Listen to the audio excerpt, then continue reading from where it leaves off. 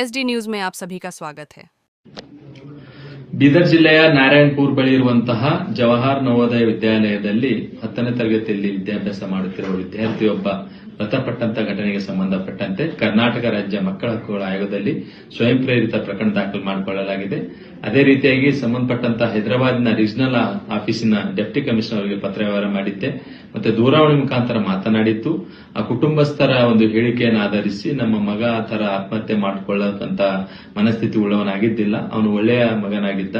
ಮತ್ತೆ ಆ ಒಂದು ಶಾಲೆಯಲ್ಲಿ ನಾನು ಫೋನ್ ಮಾಡಿದ ತಕ್ಷಣ ನಾವು ಹೋಗೋವರೆಗೆ ಅವರು ಮ್ಯಾನ್ ಹಾಲ್ಟಿಂಗ್ ಮಾಡ್ಕೊಂಡಿದ್ದು ತೆಗೆದಿದ್ದೇಕೆ ಅನ್ನೋ ಪ್ರಶ್ನೆ ಅವರು ಮಾಡ್ತಾ ಇದ್ದಾರೆ. ನಾವು ಬರೋವರೆಗೆ ಅಥವಾ ಪೊಲೀಸರು ಕಂದಾಯ ಇಲಾಖೆಯವರು ಬರೋವರೆಗೆ ಇರಬೇಕಾಗಿತ್ತು, ಅವ್ರು ತೆಗೆದಿದ್ದಾರೆ ಅಂದ್ರೆ ಅವ್ರ ಮೇಲೆ ನಮಗೆ ಅನುಮಾನ ಇದೆ ಅಂತಕ್ಕಂಥ ಅನುಮಾನ ವ್ಯಕ್ತಪಡಿಸಿದ್ದಾರೆ.